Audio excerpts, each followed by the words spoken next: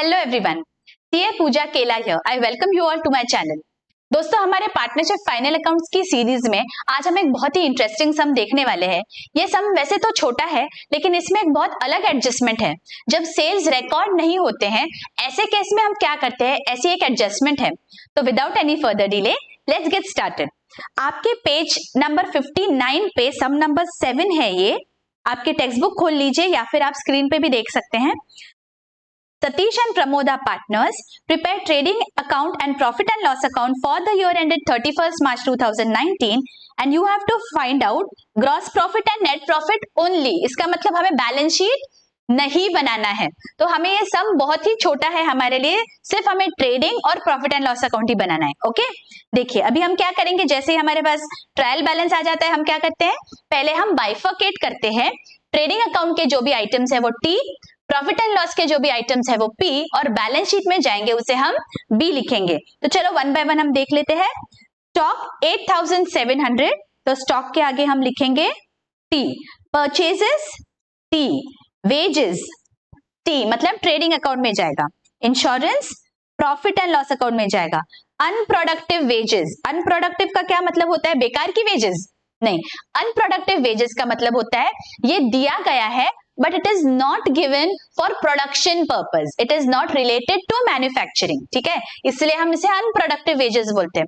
जो मैन्युफैक्चरिंग से रिलेटेड नहीं है, ऐसे एक्सपेंसेस कहाँ जाते हैं, प्रॉफिट एंड लॉस अकाउंट में। तो अनप्रोडक्टिव वेजेस जाएगा प्रॉफिट एंड लॉस अकाउंट में। Warehouse rent again profit and loss account. Carriage outward profit and loss account. Sales return trading account. Export duty हमारी कहाँ जाएगी, profit and loss account. Custom duty, custom जाती है हमारी trading account में। ठीक है, sundry debtors balance sheet, investments balance sheet. Factory rent है, देखिए फैक्ट्री से रिलेटेड एक्सपेंस कहाँ, ट्रेडिंग अकाउंट में जाते हैं। Postage and Telegram profit and loss account. ठीक है, ये हो गया। अभी डेबिट साइड हो गई, अभी क्रेडिट साइड देखेंगे। Sales trading account, dividend profit and loss account. Purchase return, purchases में से माइनस होगा। Sundry creditors balance sheet. 10% bank loan balance sheet. Other receipts जो भी मिसलेनियस कुछ होंगे, ये मेरे गेन्स है तो प्रॉफिट एंड लॉस अकाउंट में जाएगा। अभी हमें सबसे पहले क्या करना है, हमें देखना है कोई हिडन एडजस्टमेंट है क्या। तो ये सब में हिडन एडजस्टमेंट है। क्या है हिडन एडजस्टमेंट, देखो हिडन एडजस्टमेंट है 10% बैंक लोन। ये देखिए यहाँ पे दिया गया है, तो मैं क्या करूंगी, यहाँ पे मैं एक स्टार बनाने वाली हूँ। When I come to bank loan that time I will see हमें क्या करना है इफेक्ट। ऑलराइट, अभी एडजस्टमेंट में चलते हैं और जो जो आइटम्स हमारे अफेक्ट होंगे ट्रायल बैलेंस के, वहां पे हम स्टार कर देते हैं। Closing stock is valued at 15,400, trial balance का कोई आइटम अफेक्ट नहीं हो रहा है तो इट्स ओके। आउटस्टैंडिंग वेजेस है 500 के, तो वेजेस पे मुझे स्टार करके रखना है। आगे create provision for bad dates and maintain RDD on sundry debtors. तो कहां पे इफेक्ट होते हैं, एक तो बैड डेट, एक आरडीडी और तीसरा सन्ड्री डेटर्स। तो देखिए यहाँ पे सन्ड्री डेटर्स दिए हुए हैं मुझे, तो मैंने स्टार करके रखा है। और यहाँ पे बैड डेट्स या आरडीडी दिया नहीं है ये सब में, तो मैंने सिर्फ डेटर्स को स्टार करके रखा। ठीक है, goods of 1800 distributed as free sample. तो इस केस में भी किसी ट्रायल बैलेंस के आइटम पे इफेक्ट नहीं होता है, तो राइट नाउ सिर्फ हम पढ़ लेंगे। आगे goods of 2000 was sold and delivered but no entry is passed। देखिए यहाँ पे क्या हो गया है, मैंने सेल्स तो कर दिया लेकिन बुक्स में मैंने एंट्री ही पास नहीं की। देखिए जब सेल्स करते तो क्या एंट्री पास होगी, अगर मेरा सेल्स है क्रेडिट पे तो मेरी एंट्री क्या पास होती है, debtors account debit to sales. Correct, मतलब मेरे दो अकाउंट्स कौन से इफेक्ट होते हैं, एक तो सेल्स और दूसरा डेटर का अकाउंट। राइट, तो अभी मुझे क्या करना है, डेटर्स में मुझे ऐड करने पड़ेंगे 2000 रुपीज और सेल्स में भी मैं ऐड करूंगी 2000, बिकॉज ये एंट्री मैं पास करना ही भूल गई हूं, isn't it? चलो तो अभी क्या करना है, हम पहले सब ट्रांसफर कर लेंगे फटाफट और उसके बाद सारे एडजस्टमेंट एंट्रीज पास करेंगे। हमें याद रखना है बैलेंस शीट यहाँ पे पूछा नहीं है, तो बैलेंस शीट नहीं बनाना है, सिर्फ ट्रेडिंग और प्रॉफिट एंड लॉस अकाउंट। चलो हम ट्रांसफर करते हैं आइटम्स।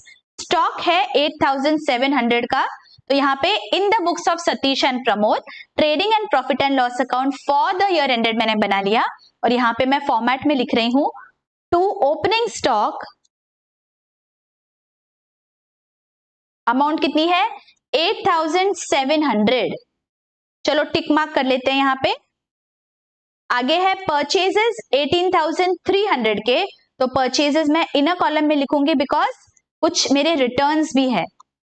यहां पे लिख लेते हैं ट्रेडिंग अकाउंट में टू परचेजेस।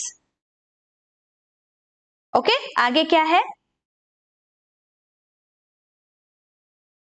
वेजेस है 1000 रुपीज। वेजेस के आगे स्टार है तो वेजेस मेरा इनर कॉलम में दिखेगा 1000।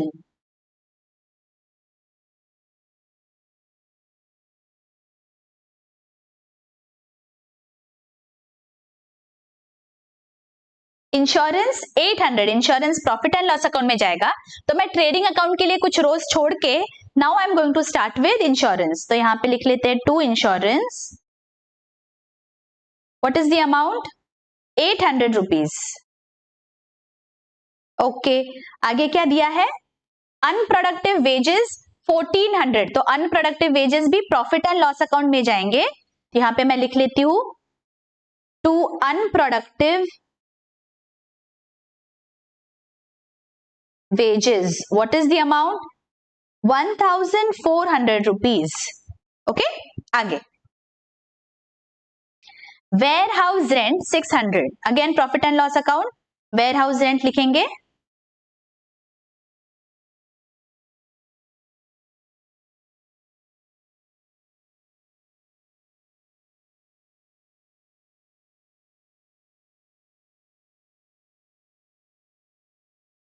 Carriage outward 1200। Profit and loss account में चलते हैं और कैरेज आउटवर्ड लिख लेंगे 1200 रुपीज का।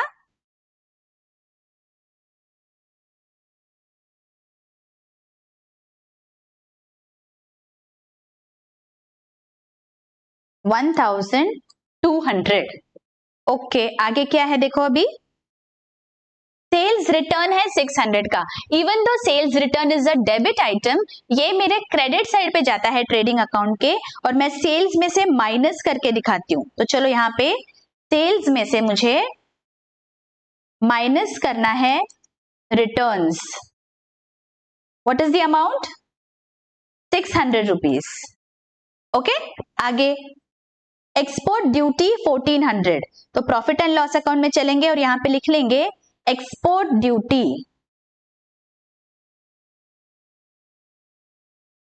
1400। आगे क्या है कस्टम्स ड्यूटी 800। कस्टम्स है तो ये ट्रेडिंग अकाउंट में जाएगा। Customs duty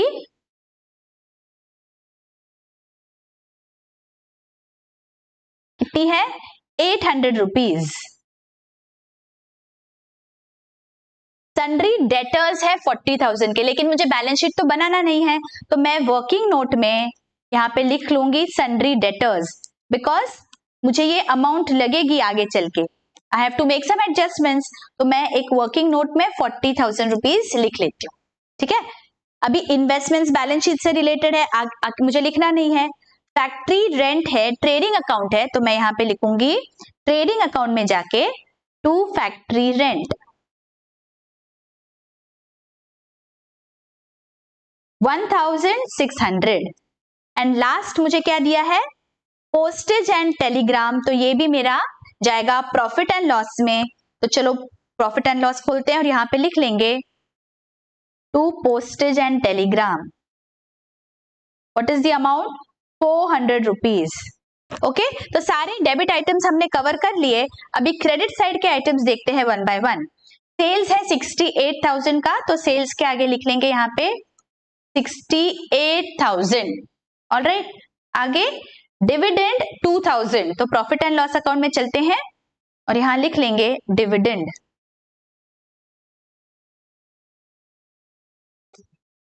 2000 rupees. ठीक है, नेक्स्ट क्या है परचेज रिटर्न। परचेजेस में से माइनस होंगे 500। तो चलो ट्रेडिंग अकाउंट में चलते हैं और यहां पे लिख लेंगे returns. What is the amount 500। Okay,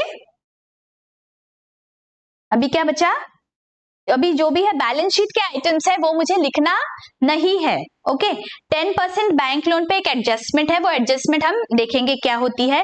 and other receipts है 1000 रुपीज की। तो अदर रिसीट्स कहाँ पे आएंगे, ये मेरे प्रॉफिट एंड लॉस में क्रेडिट साइड पे आएगा। तो यहां लिख लेते हैं by other receipts what is the amount 1000 rupees. ठीक है, तो देखिए मैंने सारे आइटम्स पहले तो ट्रांसफर कर लिए। अभी मैं वन बाय वन एडजस्टमेंट्स की ओर बढ़ती हूँ। पहली एडजस्टमेंट हमारी क्या है, ये जो हिडन एडजस्टमेंट है ना 10% बैंक लोन, ये हम देखेंगे। 10% बैंक लोन मतलब बैंक से हमने लोन लिया है और जिसका रेट ऑफ इंटरेस्ट बैंक ने हमें बोला है कि आप हमें इंटरेस्ट दो 10% से। करेक्ट, ये लिया मैंने लोन 1 जुलाई 2018 को और 10% ऑफ 8000 मतलब हो जाता है 800 rupees, but this 800 is for 12 months. Correct, अभी जुलाई से लेके 31 मार्च तक कितने महीने होते हैं, चलो कैलकुलेट करते हैं। जुलाई, अगस्त, सितंबर, अक्टूबर, नवंबर, दिसंबर, जैन, फेब, मार्च, 9 मंथ्स होते हैं। कितने, 9 मंथ्स। इसका क्या मतलब है, जो 800 रुपीज है उसे मुझे 9 मंथ्स के लिए कितना ये कैलकुलेट करना है। तो 800 डिवाइडेड बाय 12 इंटू 9, ये कितना आ जाएगा 600 rupees. Correct, 800 divided by 12 into 9, 600। ये क्या है 600 rupees is my interest on loan. ये इंटरेस्ट मुझे पे करना चाहिए लेकिन मैंने पे नहीं किया है, तो this becomes my outstanding expense. ये आउटस्टैंडिंग इंटरेस्ट है। तो मेरा effect profit and loss account में क्या जाएगा, मुझे डेबिट साइड पे दिखाना पड़ेगा आउटस्टैंडिंग इंटरेस्ट। तो चलो मैं यहां पे चलती हूं और यहां पे लिख लूंगी to outstanding interest on loan. मैंने पे नहीं किया है फिलहाल, पर मुझे पे करना पड़ेगा, तो मैं डेबिट में दिखाऊंगी 600 रुपीज। करेक्ट, समझ में आ गया। इसका सेकंड इफेक्ट बैलेंस शीट में जाएगा लायबिलिटी साइड पे, लेकिन मुझे बैलेंस शीट अभी बनाना नहीं है, तो मैं सिर्फ एक ही एडजस्टमेंट दे रही हूँ, यहाँ पे एक ही इफेक्ट दे रही हूँ। ठीक है, तो ये मेरा हो गया हिडन एडजस्टमेंट। अभी मुझे वन बाय वन जो एडजस्टमेंट दिए हैं वो देखना है। पहली एडजस्टमेंट है closing stock is valued at 15,400। तो चलो ट्रेडिंग अकाउंट में लिख लेते हैं by closing stock 15,400। Second effect will be balance sheet asset side. ठीक है, बैलेंस शीट बनाना नहीं है, मैं सिर्फ आपको एडजस्टमेंट के सेकेंड इफेक्ट बता रही हूं बैलेंस शीट के, आपको बनाना नहीं है। आउटस्टैंडिंग वेजेस 500, तो वेजेस में मेरा ऐड होगा और लाइबिलिटी साइड में दिखेगा बैलेंस शीट के। तो चलो वेजेस में मैं ऐड कर देती हूँ 500। यहां पे लिखेंगे ऐड आउटस्टैंडिंग वेजेस। ठीक है, create a provision for bad dates and maintain RDD on sundry debtors. तो एज अ रूल हम क्या करते हैं, अभी आपको पता है RDD, discount on debtors, bad debts, ये कुछ एडजस्टमेंट है वो सबसे लास्ट में हम देखते हैं। ठीक है, तो ये मैंने होल्ड पे रख दिया। फोर्थ एडजस्टमेंट देखूंगी मैं अभी, goods of 1800 distributed as free sample. Free sample दिया मतलब गुड्स मेरे बिजनेस से बाहर गए हैं। तो कोई भी गुड्स बिजनेस से जब बाहर जाते हैं तो मैं क्या करती हूँ, ट्रेडिंग अकाउंट में क्रेडिट साइड पे दिखाती हूँ। राइट, देखो हमने जब सेल्स किया तब क्या किया था, ट्रेडिंग अकाउंट के क्रेडिट साइड पे दिखाया था। करेक्ट, वैसे ही ये गुड्स बिजनेस से बाहर गए हैं तो मुझे ये दिखाना पड़ेगा इफेक्ट, इसलिए मैं ट्रेडिंग अकाउंट के क्रेडिट साइड पे दिखाती हूँ। सेकेंड इफेक्ट कहां जाएगा, ये जो फ्री सैंपल दिए मैंने क्यों दिए, ये मैंने बिजनेस को एडवर्टाइज किया है, तो मेरे प्रॉफिट एंड लॉस अकाउंट के डेबिट साइड में एडवर्टीजमेंट एक्सपेंडिचर जाएगा, ये मेरा this is my expense. Correct, तो मुझे ये प्रॉफिट एंड लॉस के डेबिट में दिखाना है। ये गुड्स के बदले में मुझे कुछ भी पैसा नहीं मिला है, इसलिए ये मेरा एक्सपेंस हो जाता है। अंडरस्टूड, तो मेरा इफेक्ट क्या होगा, ट्रेडिंग अकाउंट में चलते हैं और यहां पे लिख लेंगे credit side by goods distributed as free sample.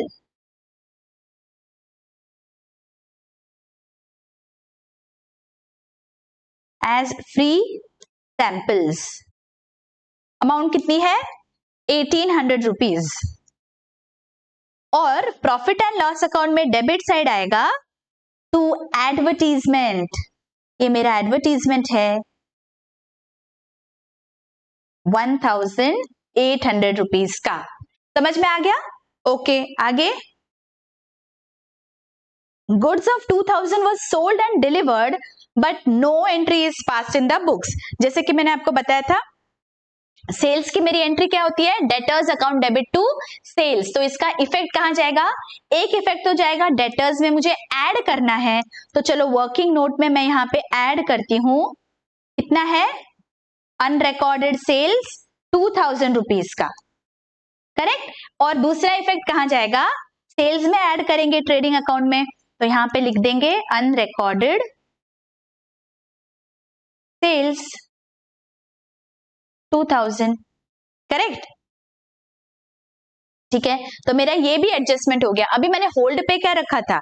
Provision लिख रखा था। थर्ड देखिए, create provision for bad debts 800 and maintain RDD at 3% on sundry debtors. तो मुझे बैड डेट्स कहां जाएंगे? पहले तो 800 रुपीज के न्यू बैड डेट्स है ये, तो मुझे डेटर्स में से माइनस करने पड़ेंगे bad debts. What is the amount? 800, correct, 800 rupees. तो मैंने ये डेटर्स में से माइनस किए 800। और सेकेंड इफेक्ट कहां जाएगा मेरा? सेकेंड इफेक्ट जाएगा प्रॉफिट एंड लॉस अकाउंट में डेबिट साइड। तो प्रॉफिट एंड लॉस अकाउंट में चलते हैं और यहां पे लिख देंगे हम to bad debts 800 rupees. Okay, अभी हमें क्या करना है? देखिए हमारा सीक्वेंस क्या होता है, पहले बैड डेट्स माइनस करते हैं हम डेटर्स में से, जो भी बैलेंस बचता है उस पे हम रिजर्व कैलकुलेट करते हैं, उस पे हम आरडीडी करते हैं। तो आरडीडी हमें 3% करना है ऑन सन्ड्री डेटर्स। तो हमें ये जो बैलेंस है इस पे 3% निकालना है। हमें हमेशा ये सीक्वेंस याद रखना है, ठीक है। तो बैड डेट्स माइनस करने के बाद जो बैलेंस बचता है डेटर्स का, उस पे हमें आरडीडी निकालना है। तो यहाँ पे आरडीडी इज 412 मल्टीप्लाइड बाय 3, तो हमारी अमाउंट आ जाती है 1236। ये आरडीडी कहा जाएगा? ये तो मैंने बैलेंस शीट में से माइनस कर दिया एक डेटर्स में से। दूसरा effect profit and loss account में, तो चलो प्रॉफिट एंड लॉस अकाउंट में चलते हैं, डेबिट साइड, और यहां लिख देंगे to reserve for doubtful debts 1236, correct. समझ में आ गया? हमें सिर्फ सीक्वेंस याद रखना है बच्चों यहाँ पे, then we'll get everything correct. तो हमारे सारे एडजस्टमेंट हो गए, हिडन एडजस्टमेंट्स हो गए, सब हो गया। अभी क्या करना है? अभी सिर्फ जीपी और नेट प्रॉफिट फाइंड आउट करना है। तो चलो पहले इनर कॉलम के अमाउंट्स आउटर कॉलम में लिखे हैं क्या? देखो, जो जो नहीं लिखे हैं वो पहले लिख लो। 68,000 minus 600 plus 2000 will be 69,400। Okay, तो अभी पहले हम क्या करेंगे? पहले हम देखेंगे कि डेबिट या क्रेडिट कौन सी टोटल ज्यादा है। तो एक रफ वर्क में हम लिखेंगे, क्रेडिट साइड की टोटल मेरी ट्रेडिंग अकाउंट की आ जाती है 86,600 और डेबिट साइड की टोटल है 30,400। तो ज्यादा क्या है? क्रेडिट साइड की टोटल। इसका मतलब मेरा कुछ ग्रॉस प्रॉफिट निकलने वाला है। तो क्रेडिट साइड की टोटल मैंने यहां पे लिख दी 86,600। ओके, तो जीपी कितना आता है मेरा? 86,600 माइनस 30,400, दैट इज 56,200। तो चलो यहां पे मैं ग्रॉस प्रॉफिट लिख देती हूं, to gross profit 56,200। Second effect profit and loss account में बाय जीपी 56,200, करेक्ट। अभी प्रॉफिट एंड लॉस अकाउंट में भी सेम करना है, पहले इनर कॉलम के आउटर कॉलम में अमाउंट्स लिख लिए क्या? देख लेते हैं। एंड नाउ हम पहले टोटल करेंगे डेबिट और क्रेडिट साइड की और देखेंगे कौन सी ज्यादा है। तो यहाँ पे क्रेडिट साइड की मेरी रफ में टोटल हो गई है 59,200 प्रॉफिट एंड लॉस अकाउंट की, और डेबिट साइड की टोटल मेरी 10,236 है।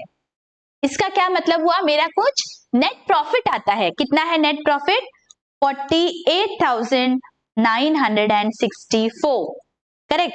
ये प्रॉफिट मुझे डिस्ट्रीब्यूट करना है in the profit sharing ratio. तो सम में चलते हैं, देखो प्रॉफिट शेयरिंग रेशियो क्या दिया है? Nothing has been given. अगर आपका सम इज साइलेंट, कुछ दिया नहीं है, तो profit sharing ratio is always equal, 1:1 होता है। तो 48,964 को मुझे डिवाइडेड बाय 2 करना है, विच कम्स टू 24,482। ये क्या है, I have to transfer this to capital accounts, तो मैं यहां पे लिख लूंगी to net profit transferred to, किसे ट्रांसफर किया, एक सतीश को एंड दूसरा कौन है, प्रमोद।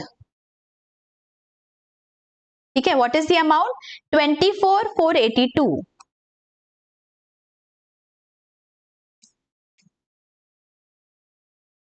आउटर कॉलम में जाएगा 48,964, और जो भी आपकी टोटल थी क्रेडिट साइड की वही आपको लिख लेनी है, because that is the higher total. Correct, समझ में आ गया हमने कैसे कैलकुलेट किया, नेट प्रॉफिट कैसे डिस्ट्रीब्यूट किया। ठीक है, this was a fairly small sum. यहाँ पे सिर्फ इंपॉर्टेंट एडजस्टमेंट हमारी ये थी दैट जब हम सेल्स को रिकॉर्ड नहीं करते हैं तो ऐसे सिनेरियो में हम क्या करेंगे। तो मुझे यहाँ पे डेटर्स में देखिए, ये जो वर्किंग नोट है इसमें मैंने क्या किया है, सबसे पहले जो अनरिकॉर्डेड सेल्स थे उसे ऐड किया, उसमें से मैंने बैड डेट्स माइनस किए और जो बैलेंस बचा उस पे मैंने आरडीडी क्रिएट किया। ठीक है, ये क्लियरली समझ गया। अगर आपको लगता है कोई एडजस्टमेंट वापस देखना है तो आप रिवाइंड कर लीजिए, फटाफट से एडजस्टमेंट देख लीजिए। आपके लिए सारे एडजस्टमेंट्स मैं रेड इंक में करती हूँ हमेशा। ठीक है, so that you get it easily, find out आपको फटाफट हो जाएगा एडजस्टमेंट्स। ऑलराइट, तो ऐसे ही हम अभी सारे सम सॉल्व करने वाले हैं वन बाय वन। आप जुड़े रहिए मेरे साथ, मिलते हैं अगले वीडियो में। Till then take care, bye bye.